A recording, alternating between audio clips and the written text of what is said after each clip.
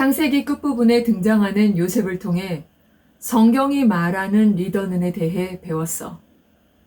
이렇게 요셉은 하나님이 준비하신 리더였어. 마찬가지로 느헤미야 역시 무기력해진 백성들, 오랜 세월 동안 이스라엘을 괴롭혔던 주변의 대적들로 인해 어려운 상황들, 이런 상황 속에서도 백성들을 이끈 진정한 리더였어. 이번 시간에는 지난 시간에 이어 느헤미야에 대해 배울 거야. 지난 시간에 배운 내용과 이번 시간에 배울 내용을 함께 연결해서 왜 느헤미야가 진정한 리더인지에 대해 공부해 보도록 할 거야. 먼저 느헤미야는 귀환한 후 무슨 일을 했는지, 산발락과 도비아의 방해에 어떻게 대응했는지, 대적들의 군사적 위협에 어떻게 대응했는지에 대해 살펴보도록 할 거야. 느헤미야는 페르시아 아닥사스다 왕의 술 맡은 관원으로 왕의 신임을 받는 높은 지위에 있던 관리였어. 그는 예루살렘 방문을 마치고 돌아온 형제 하나니에게서 예루살렘의 처참한 상황에 대해 듣고 하나님 앞에 슬피 금식하며 기도로 나아갔어. 그는 왕으로부터 귀환을 허락받고 유다 총독의 직책으로 예루살렘에 귀환하게 돼. 이것이 바로 제3차 포로 귀환이야. 느헤미야 2장 9절, 군대 장관과 마병을 보내어 나와 함께하게 하기로 내가 강 서쪽에 있는 총독들에게 이르러 왕의 조서를 전하였더니 라고 왕이 베풀어진 군대 장관과 마병, 기병대의 호의를 받으며 큰 어려움 없이 무사히 예루살렘에 도착했어.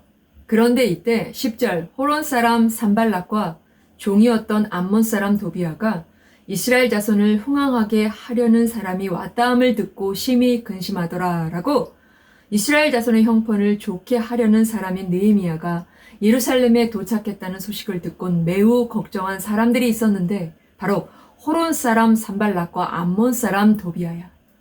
이들은 앞으로 가장 앞장서서 느헤미야가 하는 모든 일들을 집요하게 방해하고 괴롭힐 사람들이야.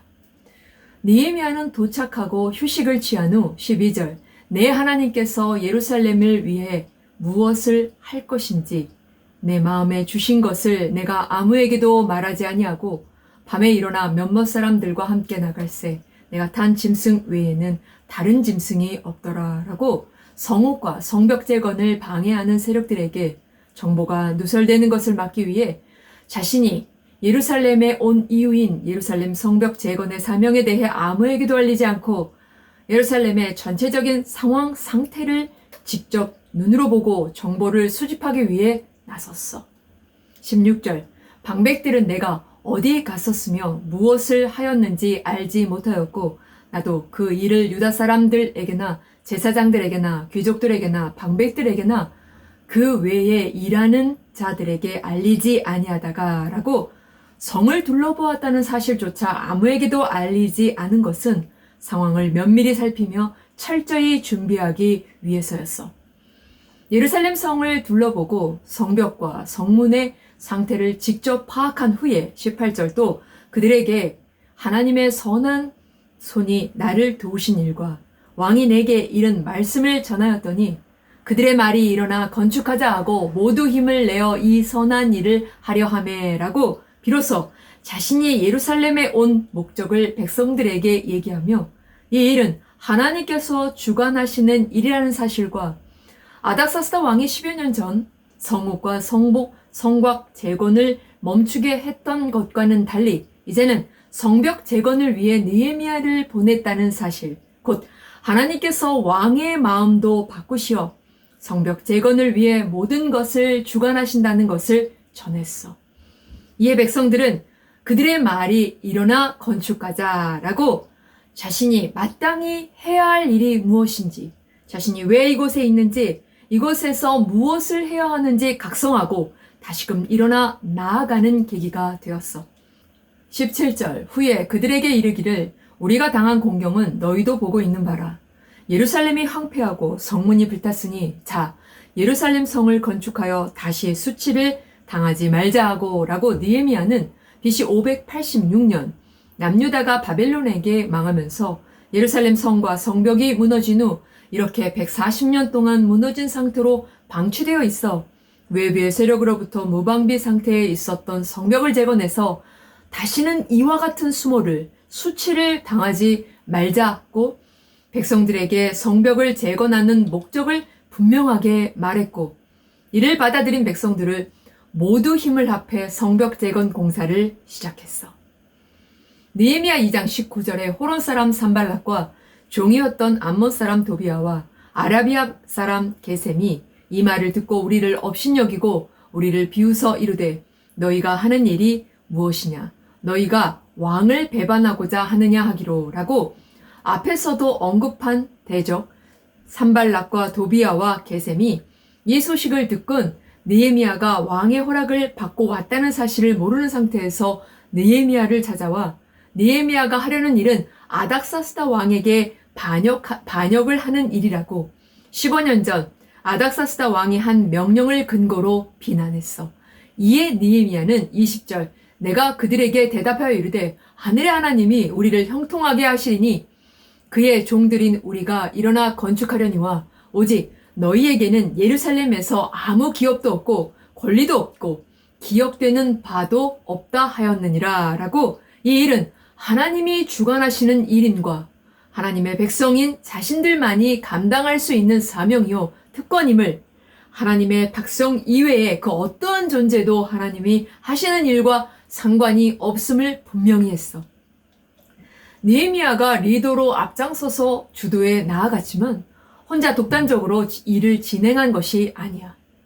공사를 시작할 때 45구간으로 나누고 75명의 리더를 세워 각각 구간별로 해야 할 일을 해 나아갈 수 있도록 권한을 주어 세계적으로 일을 진행해 나갔어. 이렇게 모두 함께 힘을 합쳐 성벽 재건에 참여하게 했어.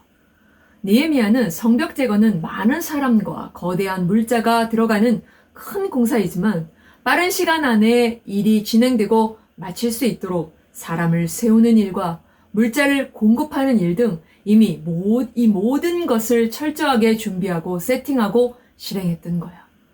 4장 1절 산발랏이 우리가 성을 건축한다함을 듣고 크게 분노하여 유다 사람들을 비웃으며 라고 산발랏은 성벽 재건 공사가 시작했다는 말을 듣곤 분노하며 조롱했어. 이들은 이스라엘이 만약 성벽을 재건하면 이스라엘은 건교해지는 반면 이스라엘을 향한 자신들의 영향력이 약해질 것이라고 여겼어. 이에 이스라엘의 의욕을 떨어뜨리기 위해 지금까지 오랜 세월 동안 못했던 것처럼 앞으로도 마찬가지일 것이라며 5가지 이유를 들어 비방했어. 먼저 힘없는 유대인들은 아무것도 할 수 없다고. 또한 성벽을 다시 쌓는 것은 불가능한 일이라고. 아무리 제사를 드린다 해도 헛수고라고. 오랜 시간과 엄청난 물자가 필요했기 때문에 안 되는 일이라고. 불타버린 성벽 돌들 다시 쓸 수 없다고 조롱했어.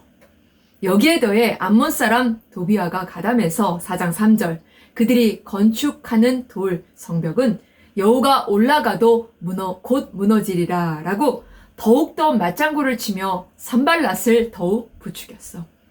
이 말을 들은 느헤미야는 또다시 하나님 앞에 나아가 기도했어. 그들이 하는 짓은 주님을 모욕하는 일이라고 공평하게 심판해 달라고 간구한 거야. 이와 같은 대적들의 모욕과 비방은 6절 백성이 마음을 들여 일을 하였음이니라 라고 이스라엘을 오히려 하나로 더욱 단합하게 했어. 백성들은 모든 힘과 능력을 다해 더욱 열심히 일을 했고 그 결과 6절 이에 우리가 성을 건축하여 전부가 연결되고 높이가 절반에 이르렀으니 라고 비록 절반밖에 쌓지 못했지만 일단 성벽 전체를 하나로 두르는 큰 진전을 보이게 된 거야. 이스라엘 백성들이 못 해낼 것이라고 굳게 믿고 있었던 산발랏은 이 소식을 듣곤 크게 분노했어. 그리고 이젠 협박이 아닌 물리적인 힘으로 밀어붙이기로 계획을 세우기 위해 대적들 곧 7절에 산발랏과 도비아와 아라비아 사람들과 암몬 사람들과 아스돗 사람들이 예루살렘을 치기 위해 모였는데 8절 다 함께 꾀하기를 예루살렘으로 가서 치고 그곳을 요란하게 하자 하기로 라고 이들은 유다와 예루살렘을 중심으로 북쪽과 남쪽 그리고 서쪽과 동쪽에 위치해 있던 민족들이었어. 이 주변 민족들은 예루살렘 성벽을 쌓지 못하도록 함께 힘을 모아 예루살렘을 에워싸고 압박했어. 이들은 자신들의 이권을 위해 하나님이 하시는 일을 막으려 한 거야. 지난번 말로 위협했을 때는 하나님께 나아가 기도했어. 그렇다면 이번에 수많은 대적들의 군사적인 위협에는 느헤미야는 과연 어떻게 대응했을까? 이스라엘 백성들은 숨가쁘게 진행된 재건 공사로 인해 많이 기진한 상태였고 뿐만 아니라 대적들의 침략으로 이들의 공격도 대비해야 하는 이중으로 힘든 상황이었어. 9절 우리 하나님께 기도하며 라고 이러한 상황에서 느헤미야는 함께 하나님 앞에 나아가 오직 하나님의 도우심을 구하며 하나님만을 의지했고 9절 파수꾼을 두어 주야로 방비하였는데 라고 함께 기도하면서 공사를 계속 진행할 수 있도록 밤낮으로 경비병을 두고 지키게 했어. 하지만 이스라엘 백성들은 사방을 에워싸고 있는 대적들의 군사적 위협 앞에 점점 지쳐갔고 대적들이 쳐들어올 것이라는 두려움이 더욱 커져만 갔어.